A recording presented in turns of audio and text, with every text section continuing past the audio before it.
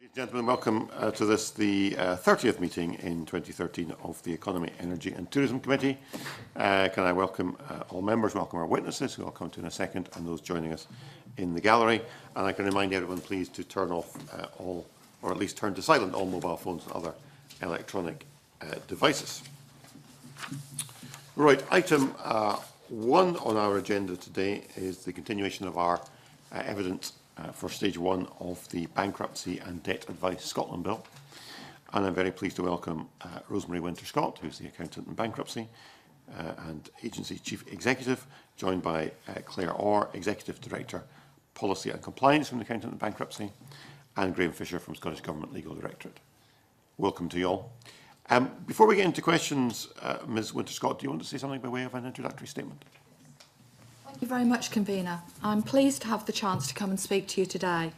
I would like to start by restating one of the aims of our bill, which is to ensure fair and just processes of debt advice, debt relief and debt management are available to the people of Scotland. For us, fair and just processes means processes that eliminate duplication, enable efficient and consistent decision-making and minimise costs. It is in the pursuit of exactly these ambitions that the bill proposes to move certain functions from the court to AIB. We believe that this transfer will support decisions that are fair, that can be made expediently and that come at less cost, and that courts are used effectively for the difficult cases which need a judicial intervention rather than simply rubber stamping the majority of cases. We think we have good reason to believe this because we have done this before. Committee will be well aware that we moved responsibility for deciding on debtor petitions from the courts to AIB in 2008. I think it's fair to say that this has been managed efficiently, effectively and successfully, and that no one would sensibly suggest that we should roll the clock back there. There are good reasons why this has been a success, which are applicable to the matter at hand. It's been a success because many of my staff have up to 7 years' experience in relation to Scottish statutory debt solutions and related matters. I have CPPI qualified staff, that is Certificate of Proficiency in Personal Insolvency.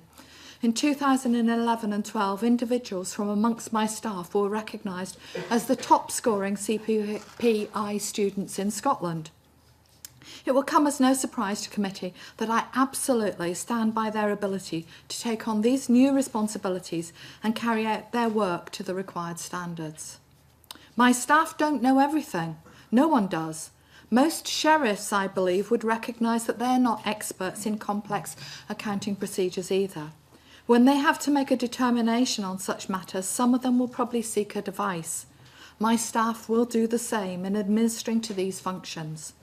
We are fortunate that we have access to specialist advisors and we make use of their services when we need to. And of course, in the event that any matter is irresolvable and contentious, there remains the ultimate right of appeal to the courts. All of this is normal practice, and as you know, the review of a decision by a member of the body that has made the decision is also normal practice across government and the public sector. Local authorities, NHS Scotland, the Scottish Government, HMRC, DWP, the Students' Awards Agency Scotland, even this Parliament on matters such as FOI, are all examples of bodies that carry out an internal review in circumstances before allowing an onward appeal. For what it's worth, I'm led to believe that when ICAS are asked to review disciplinary decisions about their members, the review is carried out by an internal committee, not a fully independent body.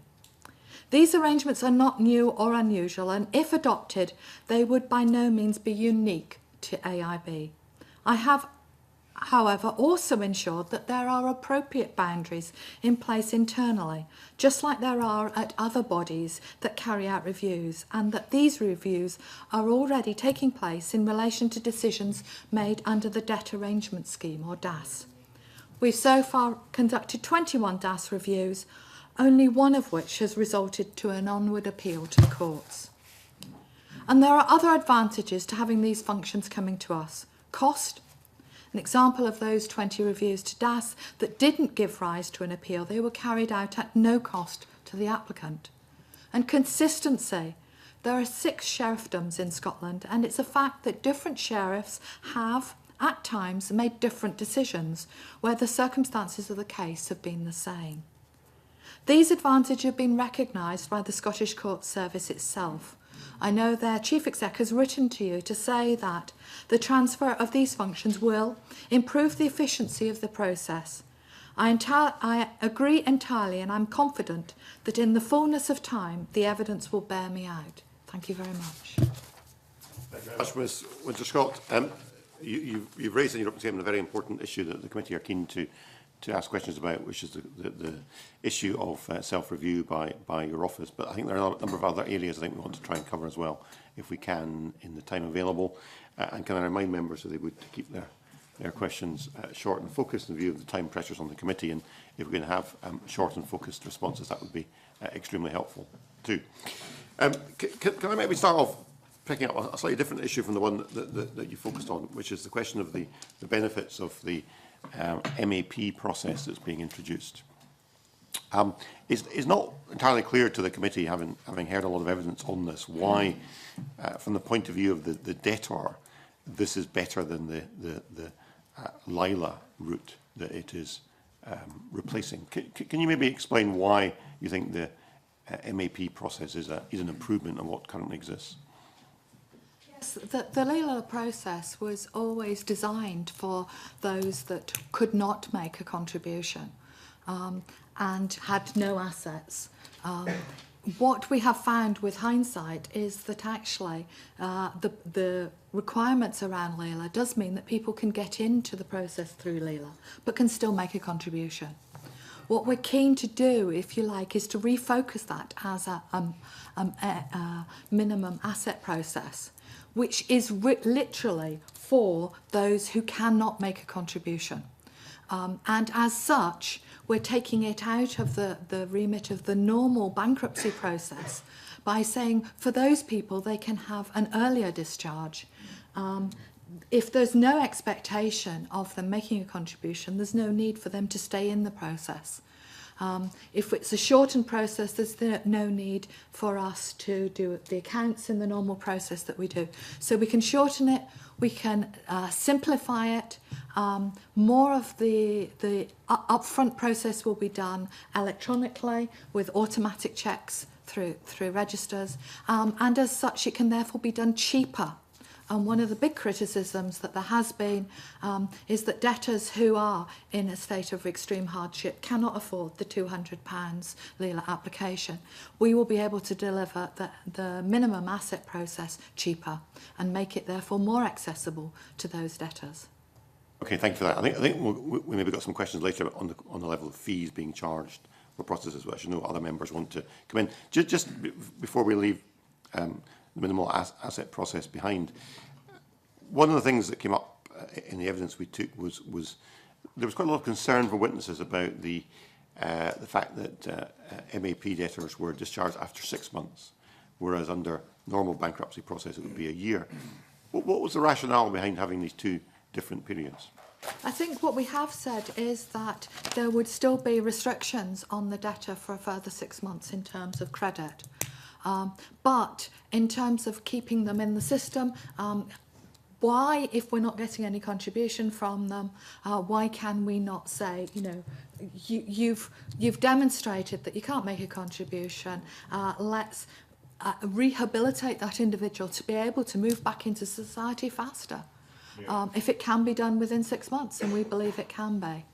But I think, I mean, some of the evidence we took was along the lines that bankruptcy as a process is there to protect the debtor, and the year period is actually a protection for the debtor, and by reducing it to 6 months, perhaps you're removing some of that protection, and it just means after 6 months, they then potentially are then exposed to being pursued by other creditors. If they've incurred further debts, obviously, they will be open to pursuit by by further creditors, but one would hope that they wouldn't, in the same way as they wouldn't be incurring further debt if they were still sequestrated. But there is very clear, I can't think of the actual reference, that basically they have 6 months with a £2,000 credit limit, which they cannot incur further debt. And if they do incur further debt, then that extension is extended further for them. So we are trying to put a level of protection in terms of their access to excessive credit, but allowing them to get on with normal life. Thank you. Just before I bring in Dennis Robertson, does anybody have a follow-up question on the MAP process? If not, I'll bring in Dennis. Okay, thank you, Convener. And good morning. In your opening statement, you used the phrases fair, just and efficient with reference to some of the administrative processes that you're thinking about taking on board away from the courts. Witnesses that we've heard from don't particularly share that view, that it is fair, just and efficient. Can you perhaps explain to us in terms of what stops being an administrative function before you would actually go to the Sheriff Court? I think the proposals that we're seeking to take on board, we are seeking to take on board because we believe they are administrative functions. However, we are absolutely adamant that there should still be the right of appeal to a sheriff, and there still will be situations where we will seek advice from experts within our organisation or within Scottish Government, and or in some instances seek direction from sheriffs. So we're not taking away that function, but what we're saying is that the majority of those cases we believe are administrative and not heavily complex, and can be delivered by my office in the way that we have taken on board the award of bankruptcy for debtor applications, and have been delivering that effectively here in Scotland. Said it's not a view shared by some of the witnesses we've heard from. Can you perhaps give us an example of something that you would consider to be an administrative process that may then go to the courts? I mean, I think from our point of view, there doesn't seem to be any clear guidance as to what is actually administrative before it actually would be, and stops being administrative before it would go to the court process. Can you perhaps give us some degree of clarity on that administrative process? We believe that all the propositions we put forward in the bill are administrative, but there is the right of appeal to a sheriff. So who makes the decision at the end of the day as to what stops being an administrative process and needs to go to the court? And on the basis of, I mean, obviously you've got a lot of experience, and you've mentioned that, and you've got a lot of qualified people within AIB, and you've mentioned that. But who makes the ultimate decision as to what stops being an administrative process to go to the court? If I can maybe add something to it, to what Rosemary has said, yeah, as I think perhaps the Law Society mentioned when they were before the committee, it's not straightforward or easy to say what's an administrative and what's a judicial matter, and that that is quite an important point legally. I think we obviously absolutely yes, and I suppose a good example maybe in the bill is in terms of the power to cure defects. There, clerical or incidental matters are moved to AIB, but the sheriff would retain the ability to make the more significant decisions under that power in section 63 of the bill. It may help if I explain just by way of background that a lot of matters which are with the sheriff at present in relation to bankruptcy are properly considered administrative matters and are effectively given to the sheriff by reason of expediency in overseeing the trustees. So, for instance, once there is a sequestration in process, some of the matters to do with accounts and accounting are fairly clearly considered administrative matters. it is always a difficult balance, and in some cases where the court can play a very valuable role and in addressing the legal issues, and in some cases a legal ruling has to be made.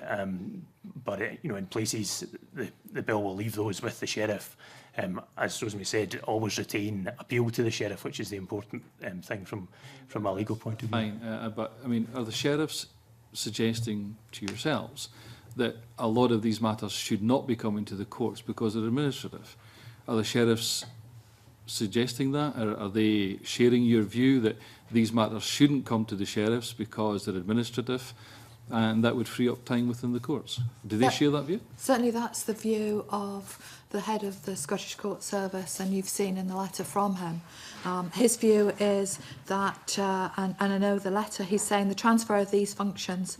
He said that we support the transfer of administrative and non-contentious functions from the Sheriff to the AIB as set out in the bill. He is supporting that. The transfer of these functions will allow decisions to be made at the appropriate level and improve the efficiency of the process, freeing up time in the court programme to deal with matters which require judicial consideration and decision. So I still come back to the point. Who's making the decision within AIB of what stops being an administrative matter and then going on to the courts? I suppose the bill sets out what's administrative and what's not, and in places that decision can be left to EIB to refer to the sheriff, and appeal is ultimately available against the decision of the EIB. The bill is drawn to try and take the more administrative functions from the sheriff to AIB. There is, I would just say that in the Sheriff's Association letter, which we've seen a technical point about how the appeal matters are described, I would maybe say that bankruptcy statute generally hasn't taken the approach of defining which matters are administrative or judicial, and we've followed that approach in developing the bill. But that's certainly something, a technical issue that we could look at on the bill, and we take, they obviously take the views of the Sheriff's Association seriously. So would you be providing guidance with regard to that technical aspect? That aspect again, to see if more clarity can be provided for in the bill. That'd be fine. Thank you, Camille. Okay, thank you. Mr. Brody, yeah. Good morning. I have to say I find this slightly unsatisfactory. We'll come later to other areas where guidance hasn't been provided, and we're being asked to make a judgment and recommendations on effectively grey areas. I can understand the SCS wanting to transfer some administrative, so the so-called administrative matters, given the cost-saving regime that they appear to be on. But I still don't feel the question has been answered. Who ultimately is going to make the decision between an administrative matter and a legal matter? Who has the final responsibility? My agency and senior staff will have the decision and will make the decision on the matters that are proposed in the bill, that we will take the transfer of functions. As I say, we will still retain the right to seek direction if we feel we need to from the sheriffs, from the court. If you feel you need to, at that point a decision has to be made. Who feels they need to transfer it? At that break point, where's the decision going to be made? It will be made by senior staff within my organisation who have been trained in the area. We have an internal review process. We have a policy and cases committee as well that will look at difficult issues. So we have the expertise to call upon in such cases. Thank you, Convener.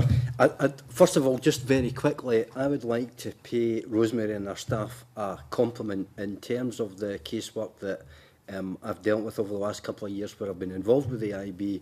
Our staff have been invariably very helpful and also very professional. So I hope you'll take that mark, and I'm happy to place that in the record. There's something though that's puzzling me about this, because The committee have had representations from IPA, which prior to this inquiry I thought that was a type of beer, but from the IPA and ICAS.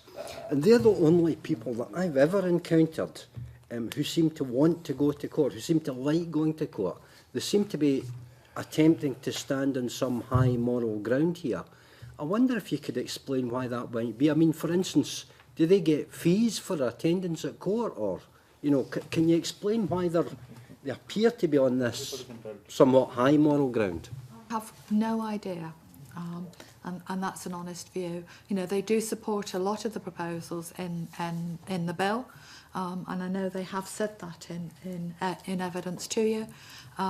But it almost seems that they always like to challenge certain aspects, and they have taken that route. And you know, you mentioned the expense of going to court. I mean, currently, you know, I take it that a large number of matters are dealt with by courts, including administrative matters.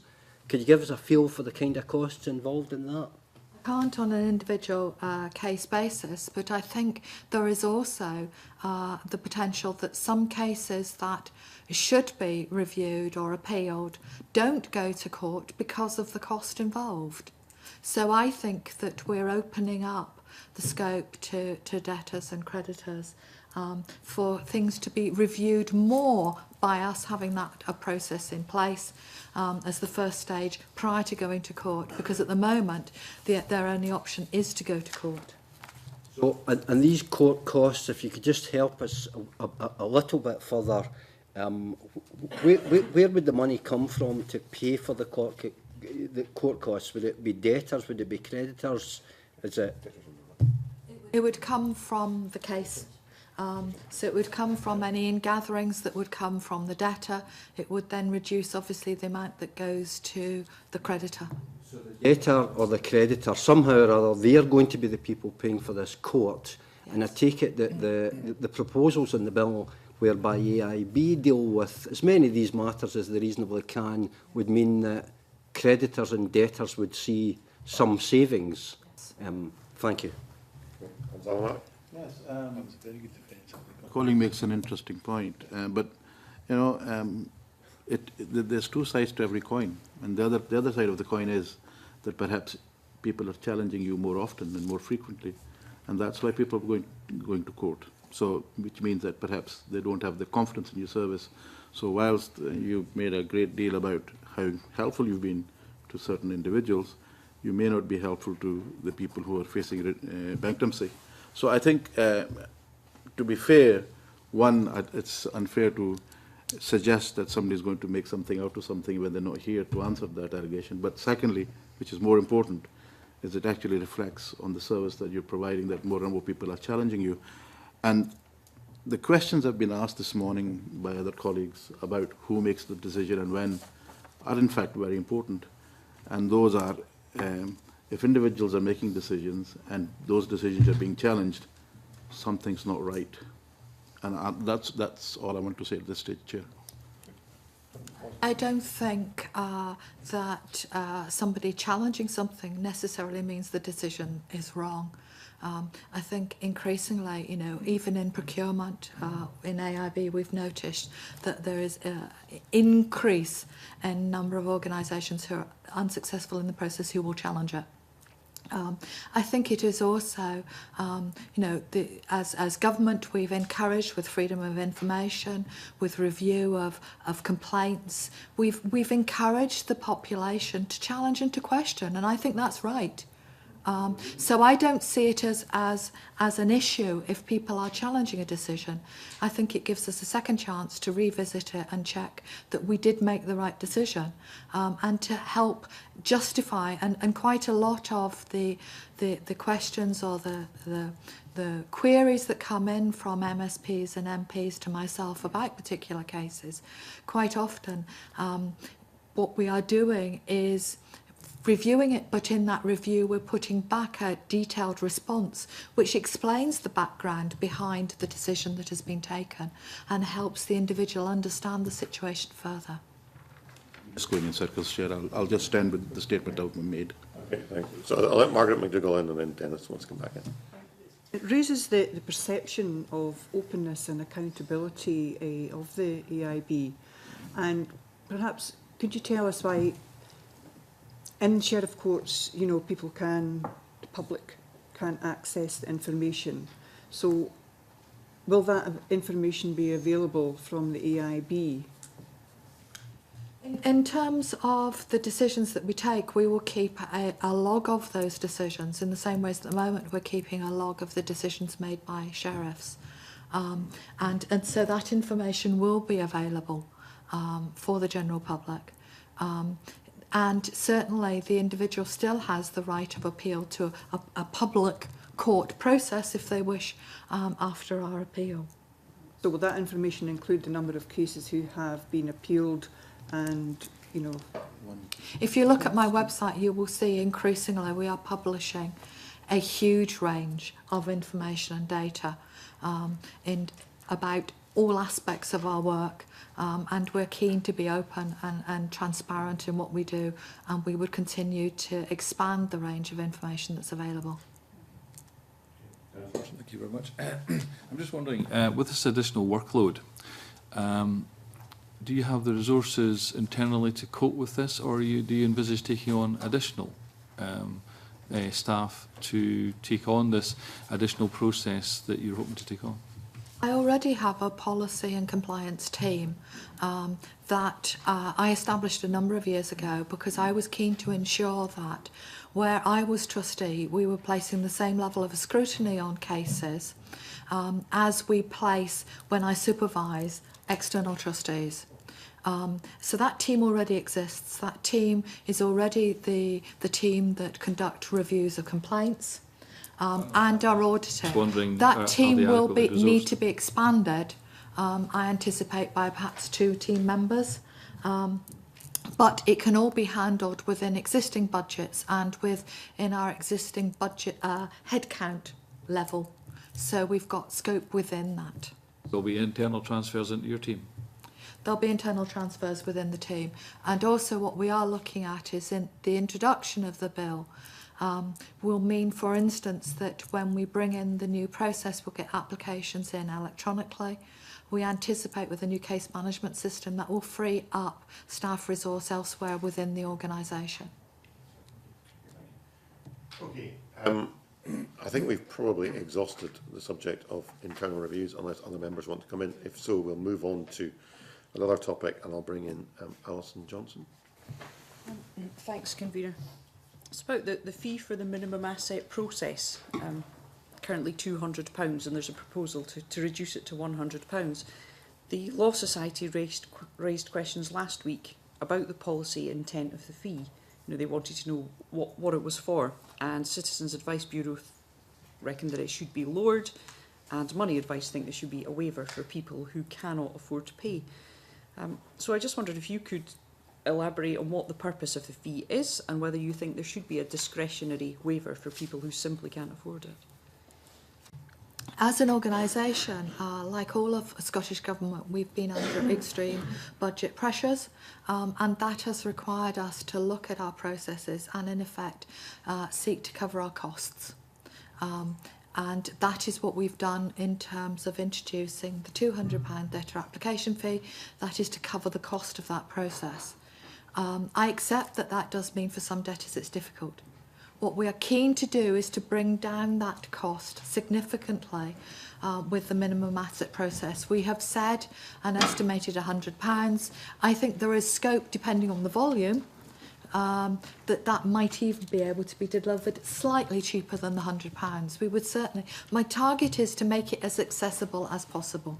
But for people who are applying for that minimum asset process, they're having significant debt written off. We are taking away their need to make significant repayments to that debt at the moment, and I think something around the sort of £100 is not insignificant. That is certainly in the region of what the UK offers with their debt relief order, and as you also know, in terms of our fee structure, it is at £200 for full bankruptcy in Scotland. It is still considerably cheaper than bankruptcy in England, Wales, Northern Ireland, or even now Ireland. So we are making it as accessible as possible, but as an organisation, with reducing budgets, I am having to cover my costs. And the issue is if you say I should waiver it for those, the question is who pays for them? Are you actually charging people who've got more money to pay over the cost? I think it's a difficult balance, so we're just keen to try and introduce a new process that is as slick and efficient as possible, and produces the debt relief that individuals need. Do you have any information at all as to how many individuals it simply prevents engaging with the process at all? We don't. What we have done at the moment with the LELA process is there is the option for individuals to pay that £200 up in instalments, so that there are a range of options for individuals to make that payment. Margaret, do you want to come in on this? Yes. Yeah. On that, the instalment paying, they wouldn't be able to actually enter the process until they had paid the £200 at the moment. At the moment, that is the case. On evidence we've heard, the suggestion has been made that perhaps if it was £100, say, that would then could be paid up front by another organisation and they wouldn't be discharged. You know, they could enter the process then, so then their debts would stop accruing, and that would allow them then to enter the process, but they wouldn't be discharged until they had paid off that fee. Certainly, when I'd met with Citizens Advice Bureau, they were keen to look at options as to how a lower fee for a MAP could be paid. Certainly, we have some concerns about a potential conflict of interest for other organisations paying that fee up front for somebody. But I'm certainly willing to look at options around that. I think the key for us is to get the system in place, to get the IT in place, and to get a more final estimate of the fee. As I say, I'm keen to bring it down below 100 if I can do. We know what the fee will be because We've guaranteed that it will be £100 or less. And can less be 1 pence, or how much is less? Is it down to 1 penny, or is it? Realistically, I do not think you could cover the cost of an electronic system for that sort of fee. No. You're not going to cover every 100 either. So We would do. The Well, debt you- relief order covers their could you costs. send me the figures for that then, please? We can certainly. The debt relief order in England and Wales is £90 at the moment, and they're covering their costs on that process. I'd like to see your figures as well, please. Can I ask you, where did this come from? You know, we've been talking about £200 down to £100, and then, with all due respect, Ms Winter-Scott, you come along today and say it's £100 or less. I can't recall any conversation that it's going to be less than £100. When was that decision made? We've tried to explain in the financial memorandum that was our assumption, that it would be around about that. We're currently developing our IT system, and as Rosemary has said, because the MAP process will be very much an automated process, we're looking to design the system in an efficient and effective way. Therefore, we're looking at the minimising of the cost. So £100 would be the absolute maximum for that, and that's the figure that was in the financial memorandum. But if we can do it more cheaply, that's certainly our intention. I'm just looking at the financial memorandum here, and it does say £100 estimated cost per MAP case. So the figure was, I think, indicative rather than being prescriptive. I suppose that's clarity that you say it's going to be an absolute maximum of 100, because we're talking about estimated cost there.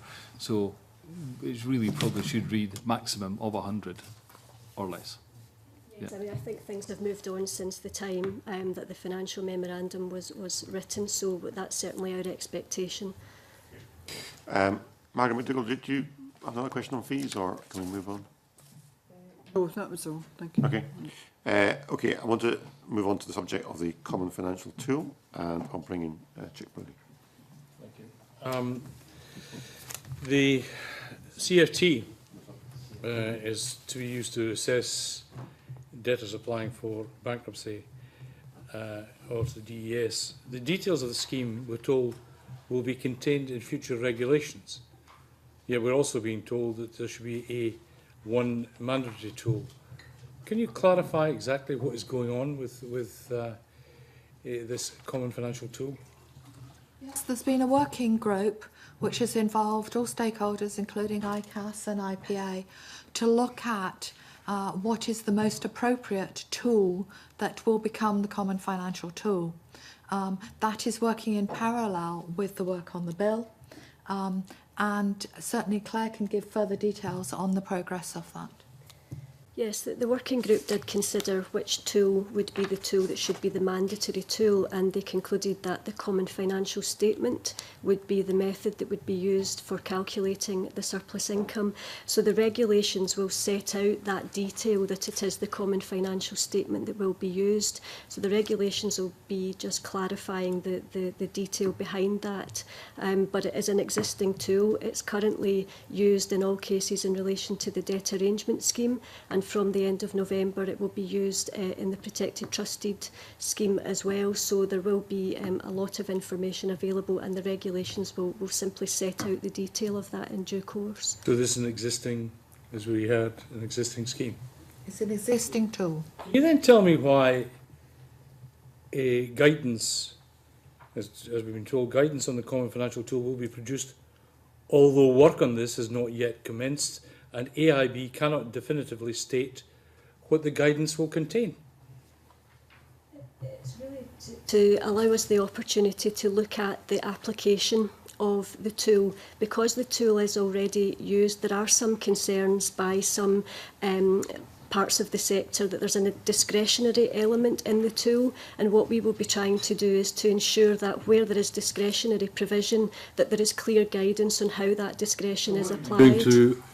Through using the system to date without that guidance? There is guidance on its application from the Money Advice Trust, but what we'll be doing is, because we will be putting this into statute as the Scottish scheme that's to be used, we feel that it would be valuable to develop our own guidance around its application.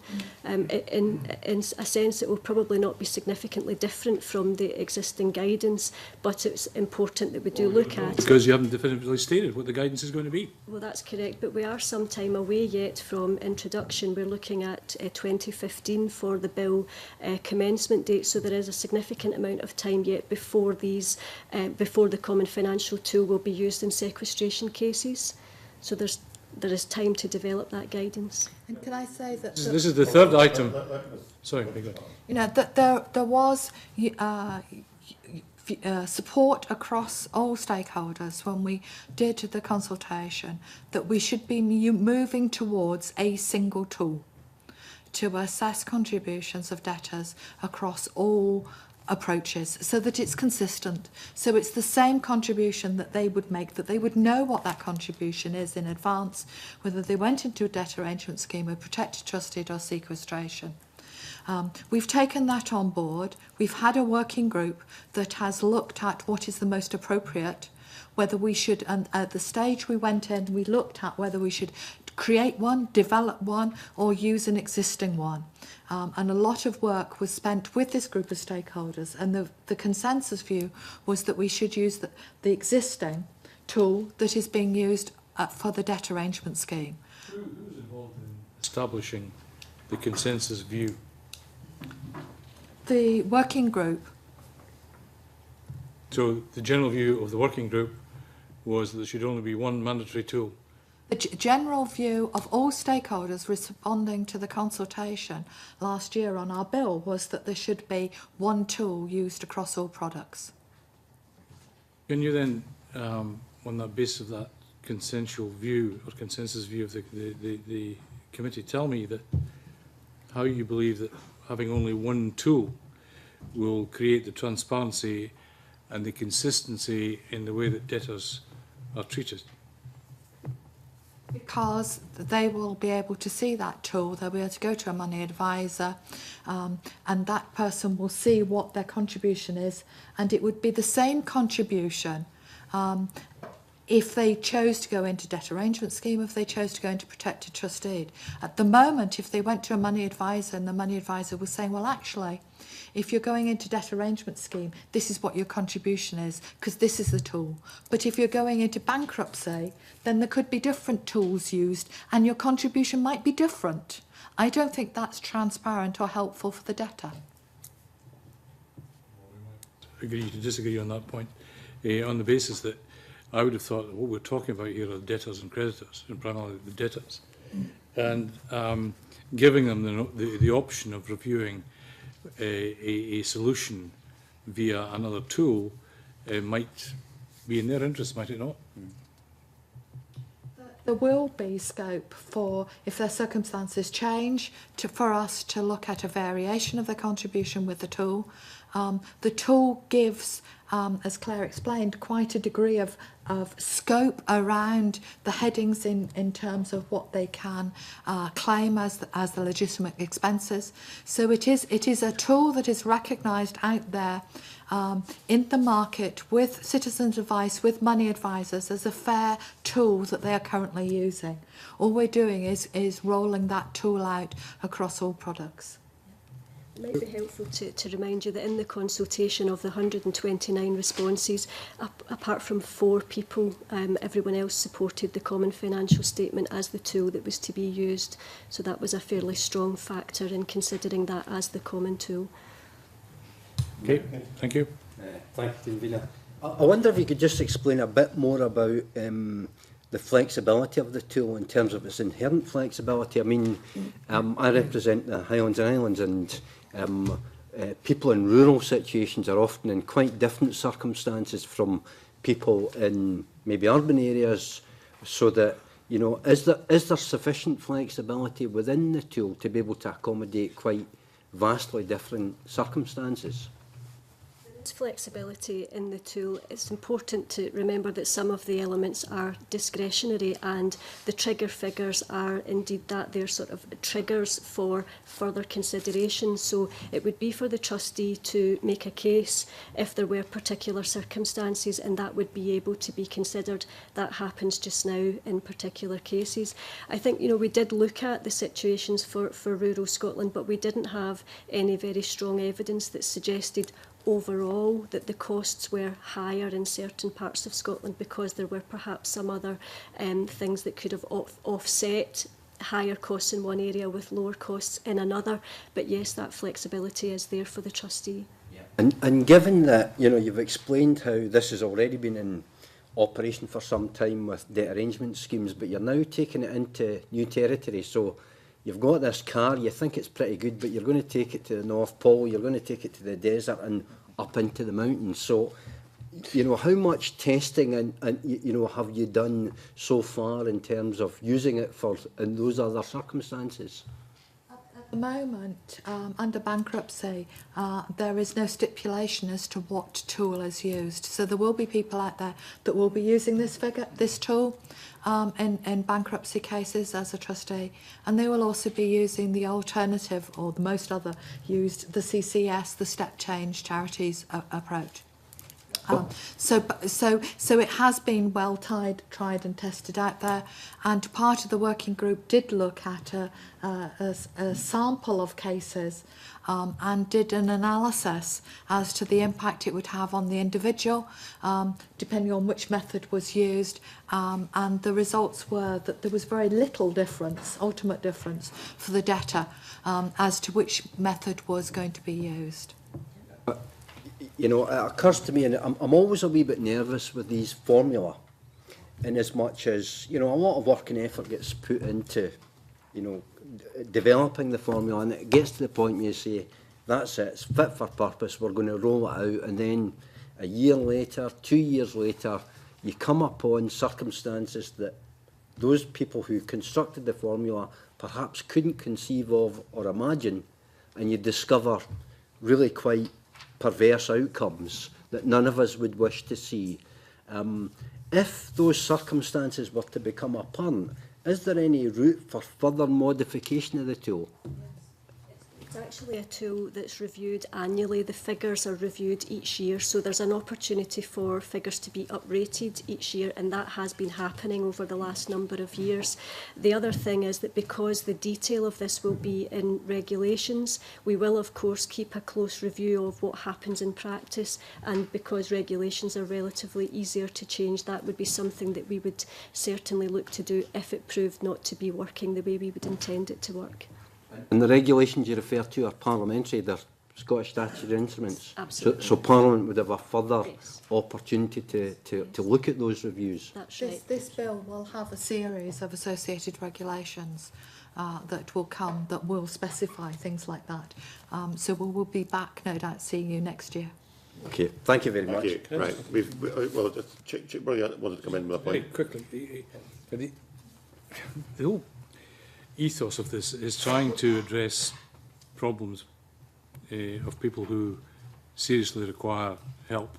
Can you tell me, given, you know, we're talking about the process and the organisation that you have centrally, how are you organised geographically? I mean, in terms of customer facing, is there any approach that people can make in geographical terms? We're talking about rural areas. I mean, exactly how are you addressing the front end, i.e. the people that need help? My office is based in Kilwinning, and I also have some staff in Glasgow. However, the management of my cases, or the delivery of my cases, is currently managed through 3 providers who also have offices throughout Scotland. So we do have, if you like, representation across Scotland. We are accessible by phone, we're accessible by email. And I think the issue is I do not have powers of advice. So individuals still have to go to an advisor before they can, or will be with the bill, they will have to go to an advisor before they apply for any of the products, debt arrangement scheme, protected trustees or bankruptcy. So they will need to source somebody locally for that advice. I cannot give advice, I can only manage the process, and once they're in that process, we do have staff at offices that can see them more locally if necessary. Just a point of clarification with regard to the discretion aspect of the CFS. Will you be writing up a guidance with regarding to discretion? Because discretion surely would be open to interpretation by any individual advisor. So are you saying with regard to any discretionary element, is there going to be some sort of clarity of guidance as to what should be considered for discretion? We will aim to be providing some guidance around about the application of the discretionary elements of the tool. Okay, I think we need to move on to another area in view of the time. We haven't yet covered the question of financial education, so I'll bring in Mark MacDonald. Thank you, Convener. We had the various insolvency practitioners in alongside representation from the credit unions, and it would be fair to say that at that stage views on financial education veered from the highly sceptical to the supportive. The insolvency practitioners were saying they're not against financial education per se, although they were saying in their submissions they didn't support its inclusion in the bill. The views seem to be around, 1, when does it come into play, 2, who will provide it, and then 3, you know, just how will it work in general. And the view would be that the bill is particularly vague in terms of how financial education is going to work. Perhaps you might want to put some meat onto the bones. Yes, I think, you know, the work we're trying to do with the bill is very much the idea of the concept of a financial health service. Because we all understand a health service. You go to a health service and they make you better, but they also give you some sort of education, some sort of support to manage your health issue or whatever. And I think we are failing some debtors if that education is not available. So I'm keen that we develop a system of financial education which is available if debtors wish it. But equally, I recognise that there will be some circumstances where somebody has perhaps been repeated bankruptcy, where it is evident that there is an issue that they need to understand about budgeting, they need to understand about financial management, and that we need to help them by providing that. The training is currently being developed by the Money Advice Scotland, who have expertise obviously in this area. There is clear evidence. There's some recent research that's come out from Canada where they've been looking at, they make it compulsory. We're not making it compulsory across the field. But they have been introducing money advice now for a period of time and are in their recommendations seeing some benefits from that. So we're keen to have it available, to have it as something that people might choose to take up, but in some circumstances it will be compulsory.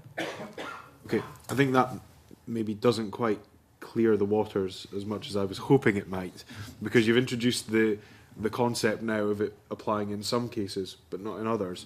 I guess first point would be, where does the line come in where it would apply, and then beyond that, how does it tie into the discharge process, which was one of the concerns that the insolvency practitioners were raising, was that they didn't feel that financial education should be linked into the discharge process in the way that was being implied in the bill. I'd be grateful if you could maybe clarify your remarks around it applying in some cases but not in others, and then give a sort of general view of how it ties into the discharge process. The bill does set out the circumstances in which financial education would apply. So it's in relation to people who have been bankrupt before, or people who've been in a trust deed or a debt arrangement scheme before. So the trustee would make a judgment. It would be for the trustee to determine if he considers in the circumstances of the case that the individual would benefit from a programme of financial education. Now, there is no penalty as such aligned to the financial education, but the bill does provide for everyone to cooperate with their trustee. So it would perhaps be deemed to be grounds that there had been non-cooperation with the trustee if the financial education programme hadn't been completed, and therefore the trustee may determine to delay the discharge of the individual until such times as they've completed that programme. So the trustee would direct the individual to a money advisor who would make available provision of that course. We're working on the basis that it would be an electronic, as far as possible, an electronic process, and that would be hosted on the Money Advice Scotland portal, so it would be available for people to complete in that way. I've had supportive comment for financial education, but I think we have to look at where there have been concerns raised, and one of the other concerns raised is how will it be funded, and another concern is what are the sanctions in place because people choose not to take it up, even though it's part of the process, because you can lead the horse to water, but you can't necessarily make it drink. So what's the funding mechanism, and how are the sanctions? We've currently asked Money Advice Scotland to develop the module and a national standard that supports the delivery of that module, and that's been delivered within the existing funding that we give to the Matrix Partnership for training and consultancy across the sector. So there is no additional funding requirement for the development of those tools. In relation to the sanctions, as I said, there is no specific sanction linked to financial education, but there is the possibility that discharge would be delayed because that would be seen as non-cooperation with the trustee.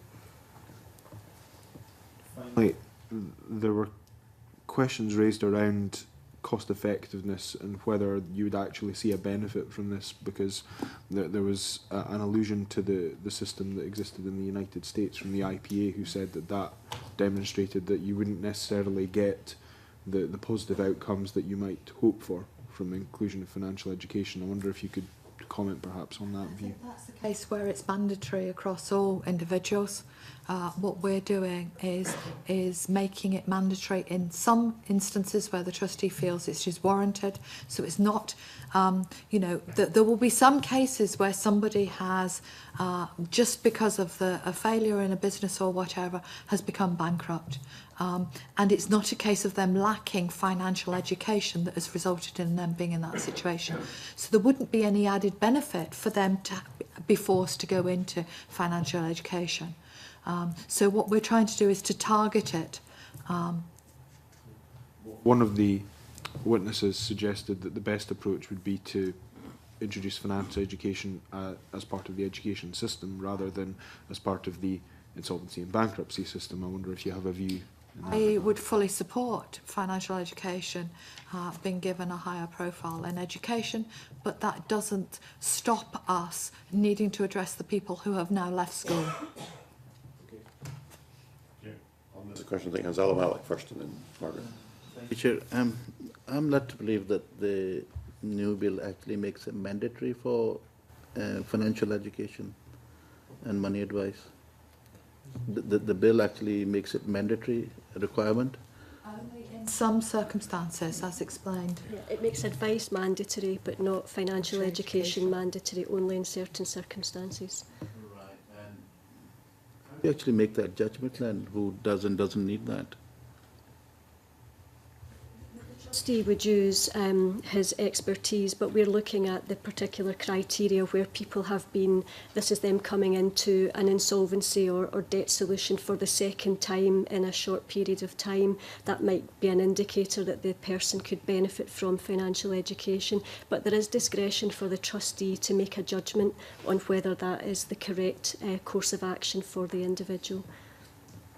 Okay, so I'm sorry, I'm not clear on the issue for first time people looking for, because according to the bill it says it's mandatory that they need to get this. I'm just now a little confused that when you're suggesting... Before they enter into a process, they need advice. And advice is different to education, financial education, later on in the process. So advice is which product is best for them, how can they address their debt issue as it is at the moment. Education is about budgeting and managing their finances in the future. And it's the decision that's going to be made is going to be made by a third party. Am I right? It's on their recommendation that would be based. There will be certain criteria in which it will be recommended that the trustee would be looking at making it mandatory, yes. Any chance of getting that criteria, because I don't see it anywhere? It's in the bill. It's currently in the bill. My team are pointing to me, which is point Section 2, financial education for debtor. Okay. And who actually covers the cost of that? Where would one get that, and what's the cost implication? Costs of the development of the programme of education are already covered within existing budgets, so we don't anticipate that there's any significant extra cost because the provision of the module will be made available to people online. So we're trying to minimise the additional burden on the sector by making this available electronically rather than something that money advisors have to spend a lot of time. To use the line, then what happens? Pardon? If you don't have the skill to use the online system, well, there will be the possibility of a paper-based module for people who can't do it online, but in general terms we would hope that that would be available electronically to people. Are you saying to me that you're giving me a categorical assurance that there will be no cost implication? I'm not giving a categorical assurance. I'm Well, suggesting that we are working very hard to minimise the costs, and at the moment the development costs of both the national standard for money advisors and the module are being done within existing budgets.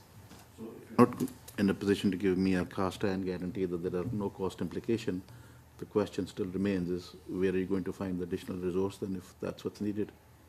We'd be looking to the money advice sector to see clients in the way that they do just now. We will also seek to work in partnership with other organisations such as credit unions to see if they can have some role to play in the delivery of these kind of programmes.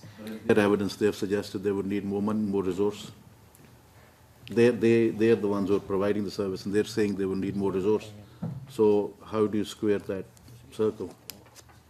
So we're working to minimise any additional cost by making it available electronically. The organisations may not actually have to see individuals personally if they can make provision for access to the learning module. I think you made your point, Ansala. I think we probably need to move on. I think Margaret McDougall wanted to come in.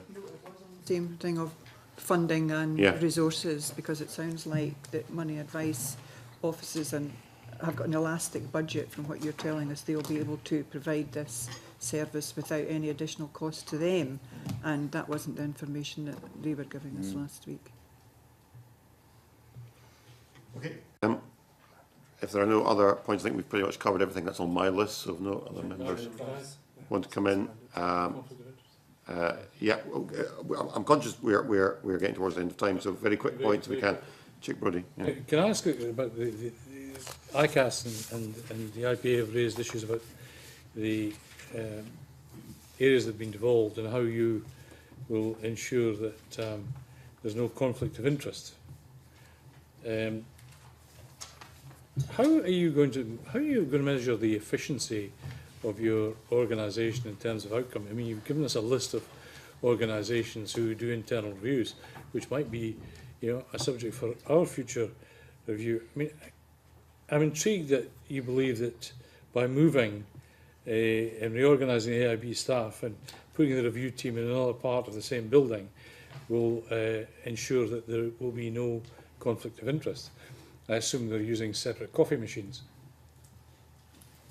As I've said, the process is such that the compliance team have already been undertaking reviews of work, undertaken complaints and reviewing the process on which we are trustee of cases internally, and have been challenging staff. So there is not an issue that they will always comply with staff. They will challenge staff. We have developed that culture. And there is the ultimate appeal in all cases to the court. All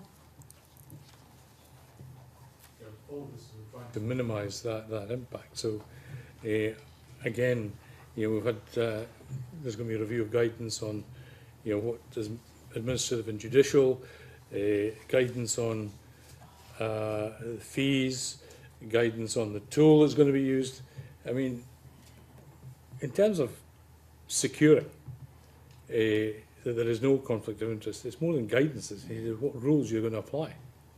The review obviously has to be undertaken by different staff to the original case. They revisit it. It's in our best interest to ensure fair and just process of debt relief and debt management. That is the principle of my organisation, and that is the culture that we are developing in there. Just processes. You mean processes that, and I quote from your letter, that eliminate duplication, enable swift and appropriate decision making, and minimise costs for all parties, debtors, creditors, and the public purse. I've known decisions that have eliminated duplication, they've enabled swift and appropriate decision making, they've minimised costs, that have been anything but fair and just.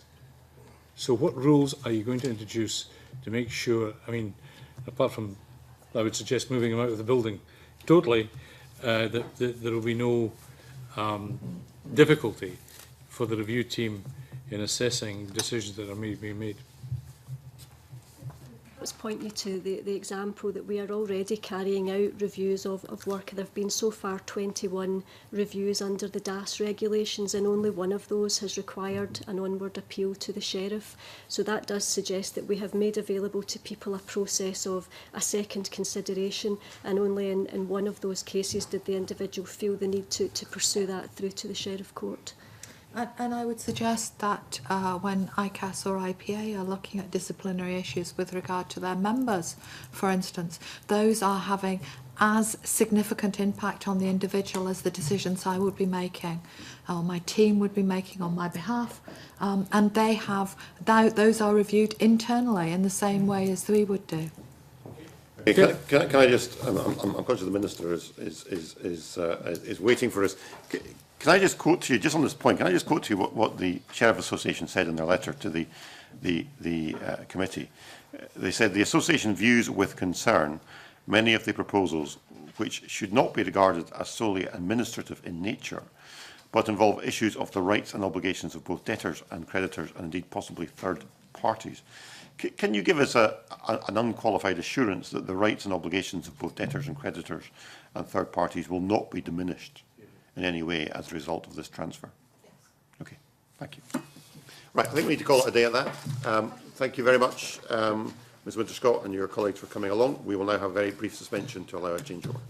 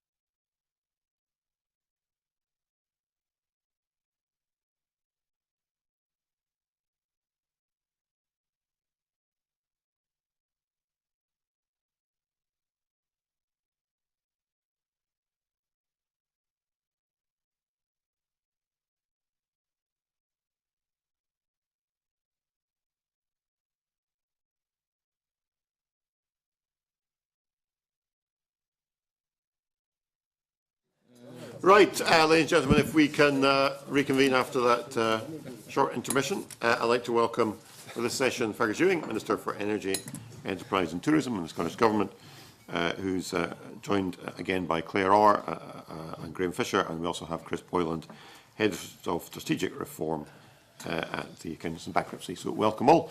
Minister, before we get into questions, do you want to say something by way of an introductory statement? Yes, thank you very much, Convener, and good morning. And I very much welcome the opportunity to work with the committee and all stakeholders in what is most certainly not a straightforward bill.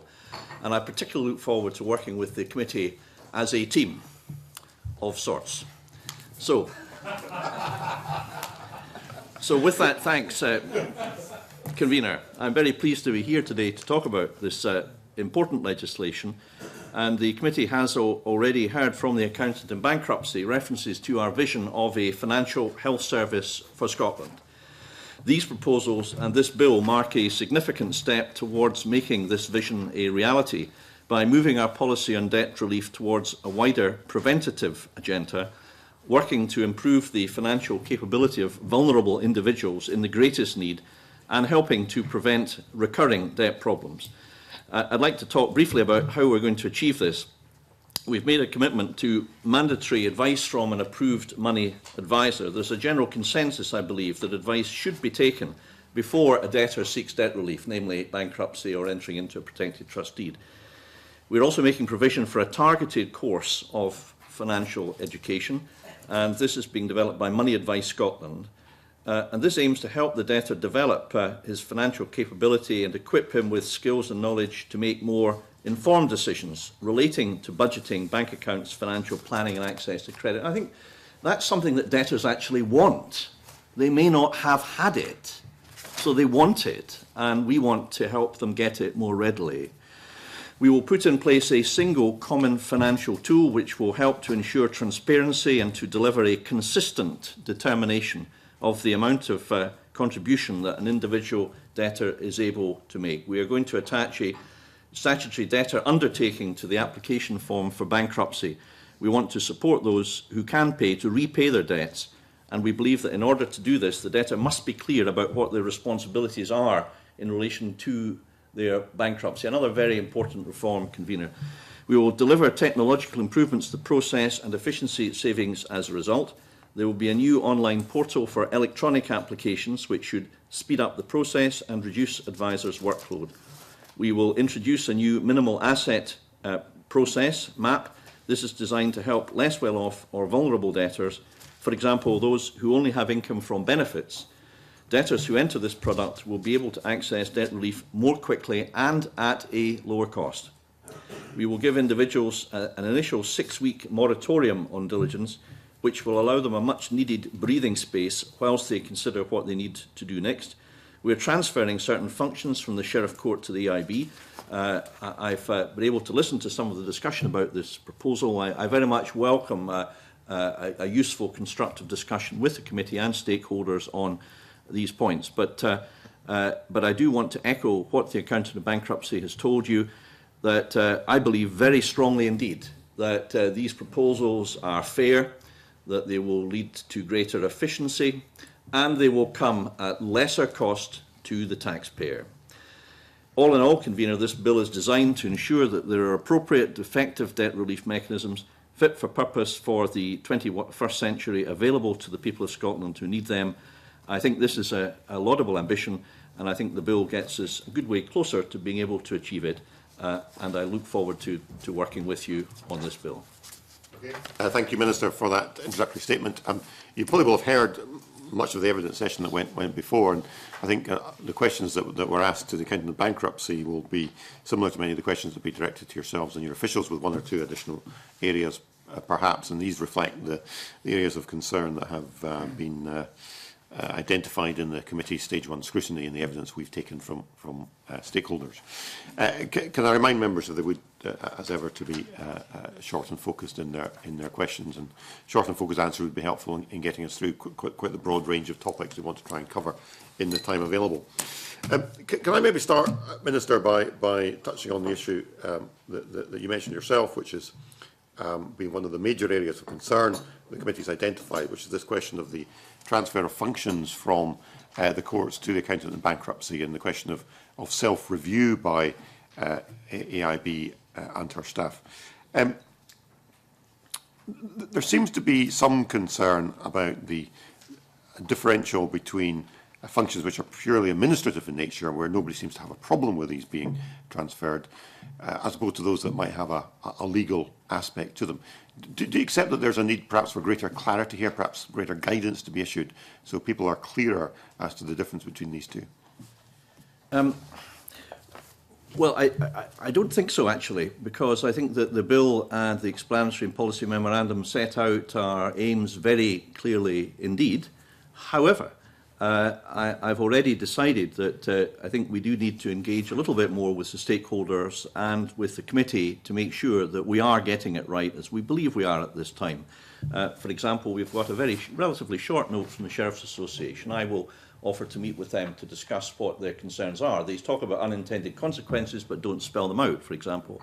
However, I think it's a very important point, and one I want to work very closely with the committee and with the stakeholders to ensure that we've got it right, as I believe we have. And let me just set out some background as how I perceive it, convener, having been involved in this as the Minister since 2007, and indeed having been in practice in this area in the 80s and 90s. First of all, the transfer of certain processes in bankruptcy law is not beginning in this bill. It began some time ago, and in the previous bankruptcy bill, we saw that the applications for bankruptcy originally were, of course, dealt with by the Sheriff Court or the Court of Session. The 2007 legislation saw that moved, in certain cases, to the Accountant-in-Bankruptcy. There were concerns at that time that that was transferring a legal matter to an administrative body. Those concerns I really don't think are shared by anybody now. On the contrary, the administration by the Accountant-in-Bankruptcy of these matters has been incredibly efficient. And that's shown by the fact that they are able to deal with the administration of LILA cases at a cost of £200, and by the fact that their net expenditure has reduced by 42%, from £4.8 million in 2009-10 to £2.8 million in 2011-12. In other words, as a government agency convener, they have been doing this work, and they've been doing it very well and very efficiently, I think, as Mike Mackenzie alluded to in his evidence earlier. Secondly, as a matter of principle, Mike Mackenzie alluded to the I was just curious as to why he suggested he was giving evidence. I thought he was here to ask questions. We take what the members say as evidence. That's very important, convener. I do anyway. But what I was going to say is that there's a very important principle here, that no rights are being taken away, no rights are being transferred, or the resolution of rights are going to be finally determined by the Accountant-in-Bankruptcy. The debtor will still have the right of appeal or review to go to court. That's the fundamental principle that we have to understand here. We are not saying to someone, your life, your future, your decisions are going to be determined now by a government agency. We're going to say that the government agency is going to deal with certain processes which are largely of administrative nature. But if you're not happy, you can go to the sheriff and you can have your case heard before the sheriff. That fundamental principle is paramount. And one thing I do want to make clear, convener, and if we need to tidy up the bill, we will do this, is that if this bill, as drafted, in any way fails to obtemper that principle, then we will amend it. I'm not persuaded yet that that's necessarily the case, but it's very important that that principle applies. So that's really the first substantive point to be made. It's not a new process. It's been started already. It's working well, and no fundamental removal of the right of access to the courts is being taken away. So I hope that members would agree that is a fundamental point which is contained in the bill. Thirdly, the Scottish Court Service, and Eric McQueen, evidence has been alluded to by the Accountant-in-Bankruptcy, has already said that he favours the transfer of these functions. And he is speaking on behalf of all the administration of courts. And he does so because they're largely of an administrative nature. because they can be dealt with, I believe, more efficiently by the Accountant-in-Bankruptcy. Frankly, many of them, perhaps with all respect to the sheriffs who perform an excellent job in Scotland, are not of sufficient complexity to merit the time of a sheriff. Perhaps the time would be more fruitfully spent on more serious issues in looking at the work of the courts we have. And the courts face considerable pressures, as we know, and therefore we are doing our bit to ease up those pressures and allow the courts to focus on the legal matters of considerable importance. And finally, what I would say is, and I don't think this point has been made as yet, that by the reforms contained in this bill, and let me give you one example of the debtors' contribution orders under, I think, Section 4 of the bill, this will now make what has been a process which could be characterised as partly or even primarily legal, namely the assessment of a contribution under Section 32 of the 1985 Act, into one which is more administrative. By that I mean that this bill will make the common financial tool mandatory. Now, once the common financial tool is mandatory, that means that there's a set process of guidance and rules which govern the determination of a debtor's contribution. It ceases to be a matter of almost total shrivel discretion, as it is under Section 32 of the 85 Act at present. It becomes, if you like, convener, more of an administrative process. And therefore, the bill, by making it more of an administrative process, which incidentally I think is a hugely valuable reform, will also make it more capable, more susceptible and more appropriate of determination by the Accountant-in-Bankruptcy. I should say, lastly, the Accountant-in-Bankruptcy, and you know, she's obviously, you know, we don't like to blow our own trumpet in Scotland, but so she didn't do that. But I can, and you know, they have, as Mr. Mackenzie said, acquired experience now over 10 years of considerable expertise in a number of areas of massive complexity. Many members in this committee have written to me about complex cases where the Accountant-in-Bankruptcy has given a very effective response, very difficult cases. So the Accountant-in-Bankruptcy is no stranger to complexity. Her offices are doing it every day. They're doing it all the time. They're doing it more efficiently, they're doing it more cheaply, and they're probably going to do it quicker. So I think that that's a sensible thing for us to do. Okay, thank you, Minister. Just before I bring in Hansala Malik, just in reference to the meeting you mentioned with the Sheriffs Association that you're planning to have, I mean, their letter to us, you're right, is fairly short, but does raise some serious concerns. Can I ask you, first of all, if you would report back to the committee on the outcome of that meeting? And secondly, is it likely that meeting will take place before we complete stage one? Well, I mean, I've determined just this morning, because of really the concerns expressed by previous witnesses and the committee, that it's appropriate for me to ensure that I fully understand the concerns of the Sheriffs Association, because I think the letter is very brief indeed. So I will offer a meeting, and I mean, it may be that they will take me up on that, and if so, we will endeavour to have that prior to stage 2, convener, most certainly, and of course I will report back to you on this as a fellow team member. Okay, Hansala Malik. Thank you and good morning, Minister. Whilst I'm pleased that you're in a position to blow trumpets, let me tell you what the reality is for my constituents, and it's far from blowing any trumpets. There are vast holes in what's been proposed, and one of the biggest holes, I believe, is in fact the cost of money advice and also the cost for financial education. We've been told that the voluntary sector will take up this extra challenge, whereas their evidence suggests, and they say and state in evidence, that they don't have the resource to do it. No one's been able to tell us where that resource is going to come from. The other issue that I face with my constituents is many of my constituents are not computer savvy, who find themselves in a position where they're facing bankruptcy. They need additional support, and no one has identified a clear path for them at the moment. And not only that, the fact that we're making it mandatory means that everybody has to do it. Now, I'm not sure whether we will allow the bankruptcy to take part before the mandatory kicks in, so that the debt doesn't continue to accumulate or increase. And also in terms of financial education, I mean, we're saying that it's mandatory only in certain circumstances. That also has not been explained to me exactly who will make that decision and where that line is going to be drawn, and who is going to be making the final decision and whether that decision is in fact challengeable or not. These are just some of the points I wanted to raise. Well, if we start Because with your answer is going to be long enough. I'm not going to get another chance. Well, I'll try to answer all the points, but please come back to me if I fail so to do. Regarding financial education, as Claire Orr, I think, said quite clearly, Convener, the position with regard to which elements of in which circumstances financial education would be mandatory are set out in Section 2 of the Act entitled Financial Education for Debtor.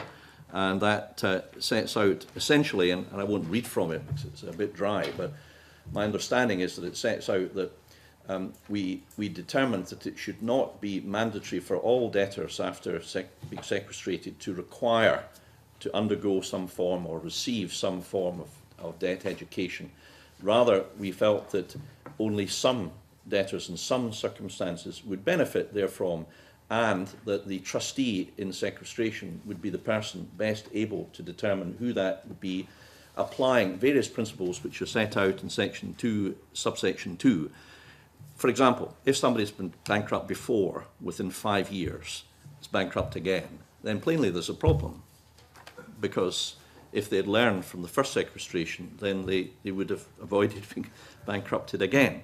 In those circumstances, I think everybody would agree that it would be sensible that some education would be given.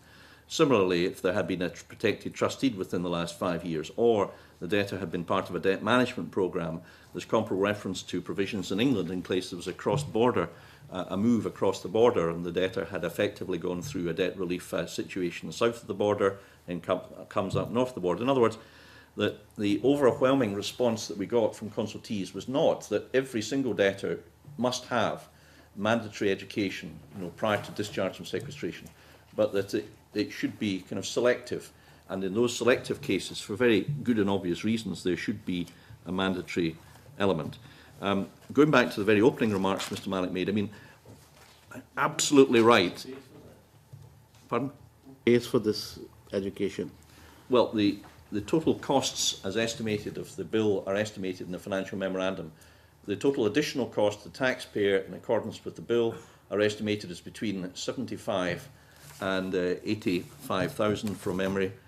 75,271 and 81,271.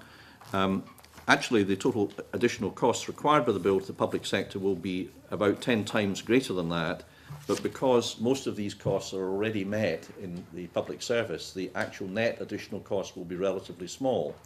Now, I think Mr. Malik's point is really not so much what extra cost would there be to the government, but what extra burden would there be on the money advice sector, which of course is not part of the government. So I was going to say, in response to Mr. Malik's first question, that the Scottish Government recognises really the marvellous work carried out by CAB and Money Advice and COSLA, and indeed I regularly visit and take part in events and exchange views and hear what we need to do more from the CAB, and I think that's the case for all members. We all tend to do that, and rightly so. So we're aware of pressures that they're under. Information and feedback we get, Convener, is that these pressures at the moment are resultant to a very substantial extent from welfare reform proposals and from payday loan pressures. And in my view, unfortunately, these are not matters which we are in a position to deal with, much as we would wish to. However, we have, of course, made provision to assist the money advice sector, and the Scottish Government has provided an additional £7.9 million for advice and support organisations to help those affected by welfare reform. And these are £5.1 million across towards the new 7.45 Making Advice Work grant funding programme, which we've established with the Money Advice Service, £2.5 million to the Citizens Advice Scotland to help Bureau across the country, and £300,000 last year to help relieve immediate pressures in these organisations. Now, these are payments which, if you like, are for the generality of the pressure facing these agencies. But obviously, I think I think anyone would be bound to accept that the Scottish Government has made a fairly substantial effort towards funding these organisations. We would like, of course, to do what more we can, and we're constantly keeping this under review, Convener, but we are substantially, the taxpayers of Scotland are substantially through ourselves as their stewards, providing assistance to the Money Advice Scotland to continue the excellent work that they do, and I hope that that's appreciated. Thank you. I mean, I do appreciate the fact that, you know, many of the voluntary organisations are being supported, and there are challenges. However, Minister, the point that I'm making is that we are relying more and more upon these organisations to deliver something that they themselves are saying they can't. Now, if they can't deliver, and we are saying they are delivering, something's not right. Something's not adding up. And all I'm saying, with all due respect, is that we need to find a solution. And the solution at the moment is not there. If the providers are saying they don't have the resource to meet the new demand, something needs to be done. Let me be a little bit more specific. As paragraph 25 of the policy memorandum states, in relation to the nature of the additional burden on the money advice sector, I think we have got some clear information, which I hope will be of assistance to the committee in considering these matters further. Obviously, we wanted to, before we decided that mandatory advice was required before entry to sequestration, we wanted to ascertain what the likely additional burden on the money advice sector would be. So an analysis was done, and the AIB estimated that, this is paragraph 25, convener of the policy memorandum, that only between 6 to 8% of current applications were cases where advice had not been taken. In other words, in respect of the Leela cases or cases where the debtor took the apparent insolvency route, around 90% of the cases already get advice. So, you know, putting it bluntly or simply, only around about 1/10 of cases of that sort, and that's the majority, are cases where there is no advice at the moment. So the additional burden in that respect is relatively modest. And the second point lies, I think, in a very important reform to which I've alluded to already, and which I think will make a very substantial beneficial impact, particularly to debtors and debtors' families facing the misery of debt. And that's what Mr. Malik talked about, and he's quite right to do that, is that there will be a moratorium in diligence which will give debtors 6 weeks of protection whilst they seek advice. Now, this is copying the provision which applies broadly in the DAS, the Debt Administration Scheme, which of course is a debt management scheme option. But in other words, we're making consistent the protections for the debtor across the whole range of debt law. Now, what this means is that there will be that additional period of relief for debtors at the time of maximum stress, when they're really up against it, when they're thinking, what on earth do I do? How do I pay the bills? How will I feed the children? They can do this. So I think, convener, you know, we are seeking to address these as best we can, and I think in particular the moratorium will make a significant impact for the better, and perhaps address the concerns that Mr. Malik has rightly expressed, and I'm sure will be shared by members across the committee. Okay. On this question of, still on the question of resource, Check Brody. Good morning, Minister. You made the point recently, just in your last statement, about the impact that welfare reform is having on this whole theatre of debt, and that the taxpayer is substantially supporting or facing the problems and helping the problems that debtors face. It's a shame that we can't apply a financial levy to payday lenders, for example, to mitigate some of that tax. How do you propose, I know you have regular meetings, but how do you see AIB or the government monitoring the workload of bodies such as Citizens Advice Scotland, Money Advice Scotland, to ensure that we are addressing the fundamental needs of debtors and indeed creditors? Well, as a matter of generality, we are more or less in constant contact with the money advice world. And I should incidentally refer to Step Change Debt Charity, which helped almost 12,000 people last year through its free helpline, and 6,000 people about an individual debt solution. So I shouldn't omit them from the roll call of those significant organisations that are playing a part. But we are, first answers, we're in contact virtually constantly with them. So, you know, we hear virtually immediately if there's any significant changes. I think Mr. Brodie is quite right to refer to the impact of payday lending. I recently attended a working meeting in Inverness, actually, with the head of the CAB office there, with credit union representatives there, with local authority people there, and they told me that the growth in payday loan problems is pretty close to astronomic, particularly amongst young men and women. And this is a scourge of our times. And I do wish that we had the power to do more, although I welcome the steps that have been taken by the UK government. As I said to Jo Swinson last week when I met her briefly in London, we had a very useful discussion, convener, about the progress that's been made. But with all due respect, there's more that we need to do. And the difficulty is that this is now putting, of course, going back to the issue of the pressure, additional pressure on the money advice world. So we are closely monitoring this. I mean, as far as the more narrow question about you know, monitoring the workload as a consequence of this bill, convener, we envisage there will be feedback forms built into the module which will allow individuals who've undertaken the module to comment on how useful it's been and what they have learned, and the feedback will be collated by Money Advice Scotland and will be reported back to the IB. So I think that's a welcome step in what is, after all, a new initiative that, for a financial health service in Scotland, part thereof. Thank you. Okay.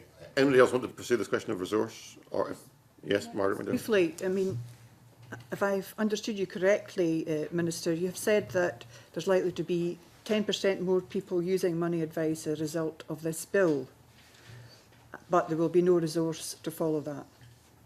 No, that's not really what I've said.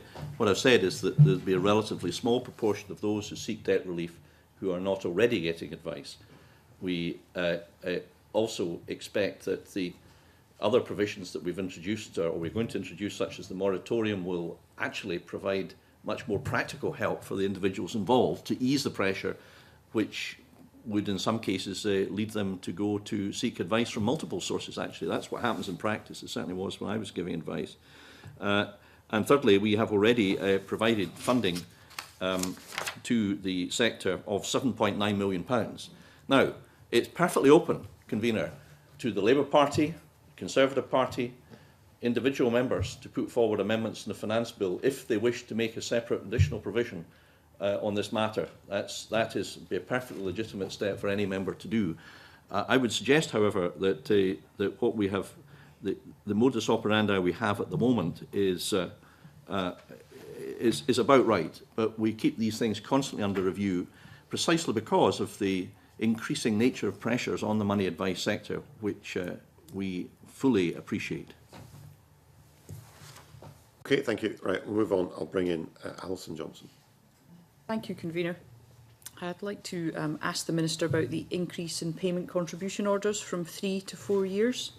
Last week we heard from money advice NGOs, the Law Society and creditors. We heard from Lloyds Bank and the Consumer Finance Association. And not one of our witnesses last week was in favour of the increase. Ewan McPherson from Lloyds said that bankruptcy is about wiping the slate clean and that 36 months is an adequate payment period. And Citizens Advice also point out that this proposal wasn't consulted on and seems to be a bit out of left field. So I wonder if the Minister could elaborate on the reasons for extending the payment period, the evidence that this will increase returns to creditors, and also if you could explain why it wasn't in the consultation. Thank you. Well, we think that 48 months is about right, and we think that there should be consistency across the piece. Using the common financial tool, debtors who have been assessed as being able to make a contribution will be required to make payments throughout the payment period, and that payment period is, as has been said, 48 months, although it can be varied, and there's provision in the bill for that. Now, it's wrong to say that alternative approaches weren't considered with the government. Other repayment timescales were considered with respondents to the consultation, initially favouring a 5-year minimum period. So I can share with Alison Johnson those consultation responses. Alison Johnson didn't allude to that in her opening remarks, so I think for the record it would be useful, Convener, if we do write to you with details of those consultees who actually didn't say what Alison Johnson said they said, but said something somewhat the opposite. The Scottish Government consulted further with stakeholders regarding the repayment period as to whether 5 years was an arbitrary timescale, and stakeholders agreed that fixing the period to 4 years would better balance the needs of debtors and creditors. Now, I think it's fair to say, as a matter of generality, and this is repeated in paragraph 3 of the policy memorandum, that bankruptcy law is always a balance between the interests of the debtors and the creditors. That's always been the way we've sought to do it. That balance has shifted as mores have changed, as times have changed, the problems with debt have changed, and frankly, they've got worse. But we want to be in a country where debtors pay their debts back. And we want to be in a country where that money goes back to the creditors, wherever it's appropriate so to do. The last point I make, Convener, is this, that there has been, quite rightly so amongst members, a debate about the common financial tool and whether the path we are choosing is correct to base our common financial tool on the common financial statement. The debate surrounding that was actually whether we should use the step change, the charity to which I've alluded, Lord Stevenson, Gillian Thompson, Sharon Bell, all of whom we work extremely closely with. And they have a slightly different model. Now, the reason we've chosen the common financial tool is for a number of criteria, but amongst those criteria is that it is slightly more generous to debtors. So the common financial statement will be the basis of our common financial tool when it is introduced in 2015, as we anticipate if the bill becomes law and is then supported by Parliament. But that, Convener, will lead to a slightly more generous system for the debtor. I think that's right, particularly debtors with family and children, you know, whose needs don't change. So, although the period is 48 months, the method of assessing contribution will not only be more consistent because it will be based on one set of guidance, rather than calculated in accordance with Section 32 of the Act, which could permit of a number of very widely differing conclusions, and I can tell you that's what I'm afraid has happened in a few cases that have been brought to my attention, although we have no overall statistical information about how efficacious that's been in relation to consistency. But it will also, if you like, Convener, be slightly less harsh to debtors overall. And that means there's likely to be fewer cases of default, with all the problems that that entails, of debtors failing to make the payments, thereby triggering enforcement action, with all the unpleasantness and pressure that can bring. I mean, it's not that different from sheriff officers, is it? If you can say, well, you've broken your deal, we're now going to take you to court. So I think considering this in the round, Convener, I think the balance we've sought is the right one. But given Alison Johnson's raised this, you know, I want to make it clear to members that we will look very closely at all these things in the course of the bill. And I'm more than happy to do that if she wants to make any further representations to me on this specific issue. I'd just like to clarify, Citizens' Advice last week said it seemed to be a bit out of left field and it was not consulted on, but it is in the bill. Ewan McPherson from Lloyds Bank said the proposal was not in the consultation. That's the lack of consultation to which I was referring. And it was absolutely clear from the witnesses last week they were concerned that the AIB did not appear to have done any research to show that the longer period would increase returns to creditors. That was the Citizens' Advice view, and that there was concern about breakages. So I just want to make it clear that there are those who do not share the view that this will increase returns to creditors and it could make life extremely difficult for debtors. Another issue on which there was sort of general agreement was around the discharge of bankruptcy. Currently, discharge of bankruptcy is automatic, as the Minister will know, but the bill proposes to change this. And Rachel Grant from the Law Society said that the introduction of automatic discharge by the 1985 Act was seen as a huge step forward that would stop people ending up in bankruptcy in perpetuity. And ICAS believed also that auto-discharge should be retained to minimise bureaucracy. And Citizens' Advice also had concerns over the definition of debtor cooperation that is required for discharge in the current proposals. I just wondered if the Minister could clarify the intent of the policy behind the removal of automatic discharge, and if you have any views on the increase in bureaucracy that will be caused. Well, first addressing the first section of Alison Johnson's evidence, as I said, I'm happy to hear more representations. I'm aware that the 48-month period was not unanimously supported, but we will write to the committee on that and give you further details about that. I've already alluded to some of the information which I think is relevant and I hope will be considered by the committee. Turning to the second point that she makes, it's very important to us that a financial health service has two aspects. There's rights, but there's also duties.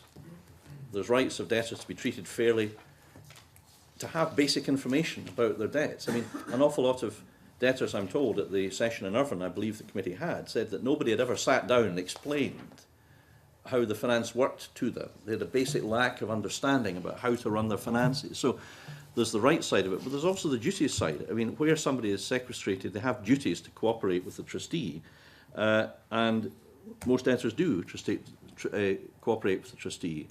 But where debtors fail to cooperate with the trustee convener, then it is already the case that there is requires to be an application, I believe, for trustees to disapply the automatic discharge provision so that the trustee is able, for example, to continue inquiries to ascertain if assets have been concealed or other such matters that the trustee requires.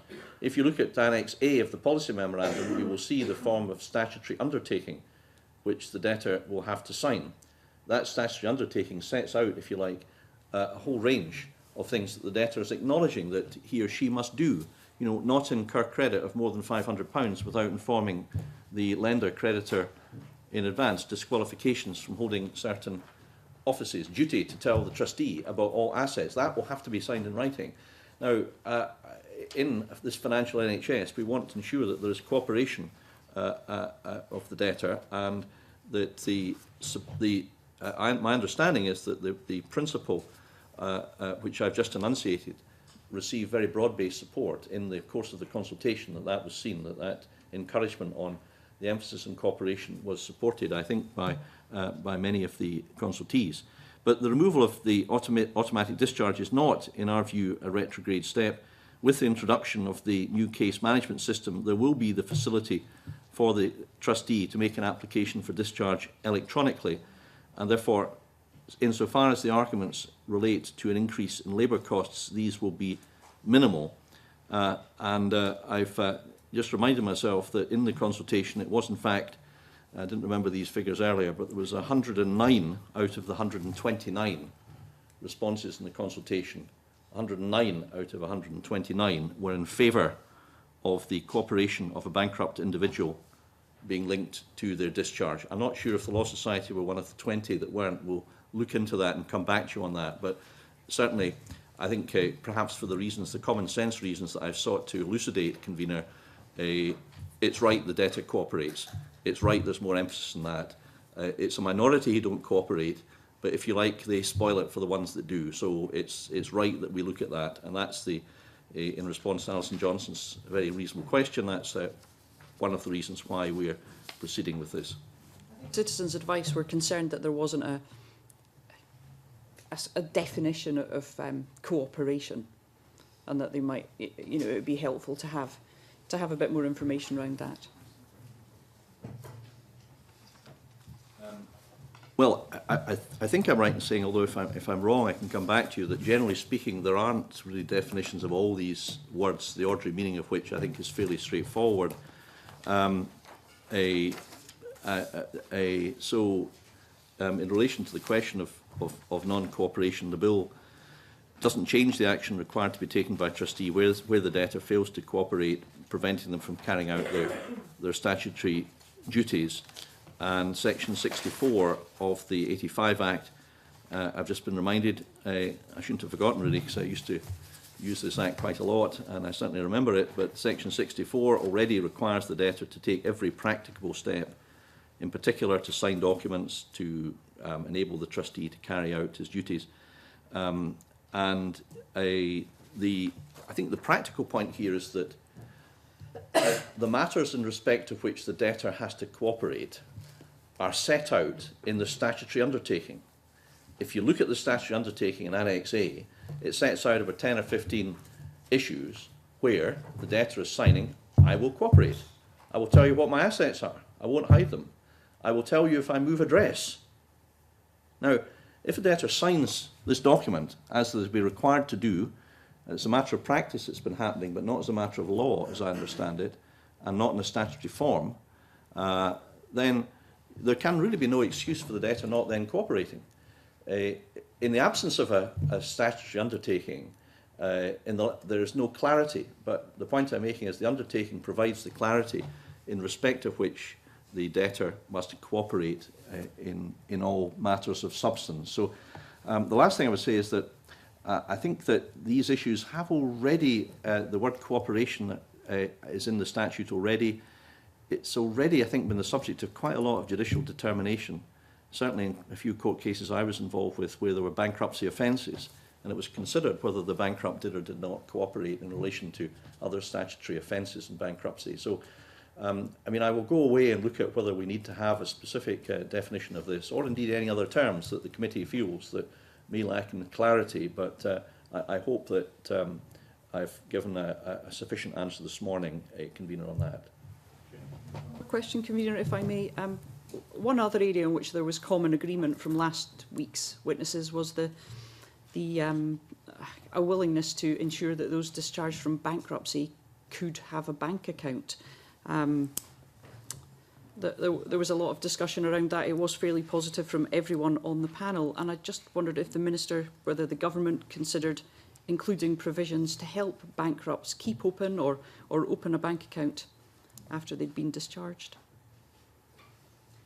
Yes, well, I'm glad Alison Johnson has raised this, because I think this is an extremely important point, and I'm aware that some stakeholders have expressed their views on that Alison Johnson rightly sets out. So we are aware of the changes proposed for England and Wales, which are set out in para 16 of Schedule 5 to their draft deregulation bill to protect banks from late claims by trustees and bank accounts, and we're quite clear that the stakeholder opinion is in favour of something being done in Scotland. There's a couple of things that we still have to consider before we can come to a view on an amendment to this bill. We would need to consider, for example, Convener, if the provision would be within scope and within competence, because matters relating to banking, as I understand it, are generally reserved. But I'm expecting further advice on this matter. As soon as I have it, I'd be happy to see if there's something we're usefully able to do as part of the Stage 2 process for this bill, and I undertake to come back to the committee shortly after we've been able to get advice and have an internal consideration of that advice.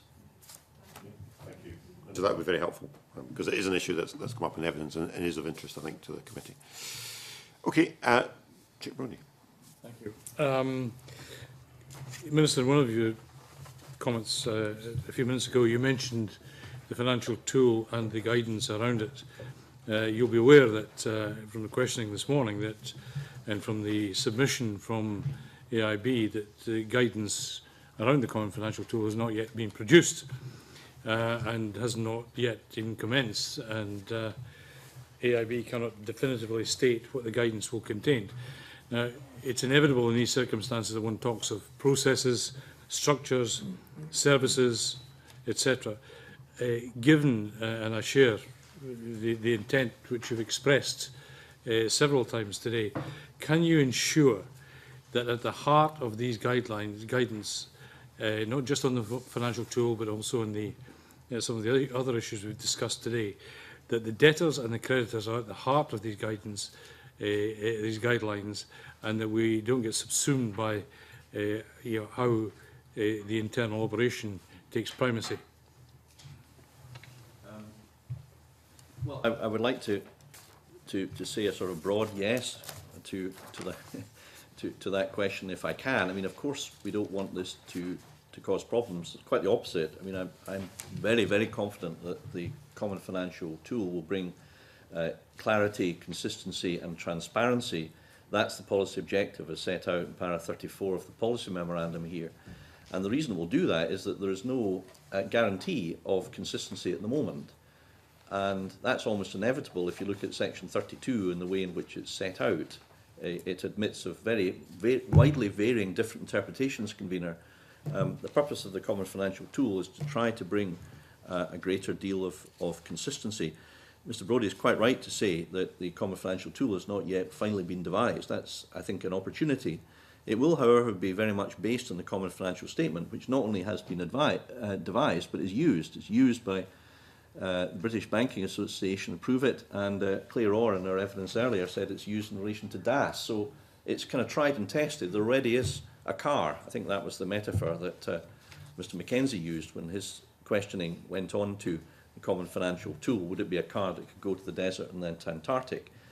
I mean, without being unduly flippant, if it's going to be a car, then we will ensure that it is Vorsprung durch technique, Convener. It's wheels, though. without wheels. No, that's fine. Thank you. I would actually also, in all seriousness, like to say, to address Mr. Mackenzie's point that he made earlier, that I will personally want to be sure that the Common Financial Tool takes account of the differing circumstances of people throughout Scotland, rural Highlands and Islands Scotland. For example, the costs of transport, the cost of getting to and from work. Those costs need to be measured in a sufficiently flexible way to cater for people who live perhaps a long distance away from their work. I will personally make sure that issues of that nature are raised, and I'm very grateful to Mr. Mackenzie for having raised this extremely important issue. I may say that some years ago, I think a measure was introduced, and I think I had something to do with it at the time, to exempt from one of the assets from bankruptcy convener a car up to a certain value, a modest value, which is now £3,000. That was precisely so that people who require a car to do their daily business, to live their lives, would not be stripped of their car when they were stripped of their status and made bankrupt. So, you know, we want to look at this in a practical way, not in a kind of bureaucratic way. And I would be grateful, working as a team with the committee, to hear of any other areas in which you feel that the Common Financial Tool should be devised to reflect all the circumstances of people's lives throughout the country. Okay, we've gone around a range of subjects. Are there other members who haven't yet asked a question who want to come in? If not, I think we can probably call the session to a halt there. Thank you very much, Minister. Thank you to your officials for coming along, and the committee will be producing its Stage 1 report in due course. And at this point, we'll have a short suspension. Thank you.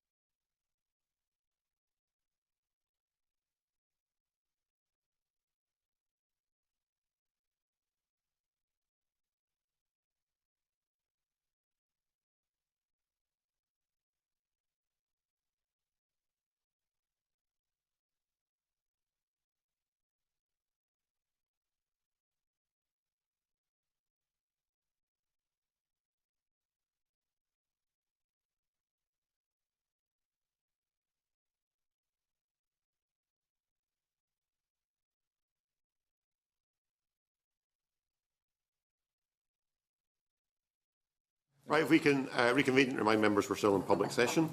Item 2 on the agenda, subordinate legislation. We have the overhead lines, bracket exemption, close bracket, bracket Scotland, close bracket, regulations 2013, SSI 2013/264 before us. This is a negative instrument, so members can move against if they are so inclined. Does any member have any issue that they want to raise in relation to this instrument? No. Okay, in that case, are members content that the instrument comes into force? Yes. Thank you very much. We will report to Parliament accordingly, and we now move into private session.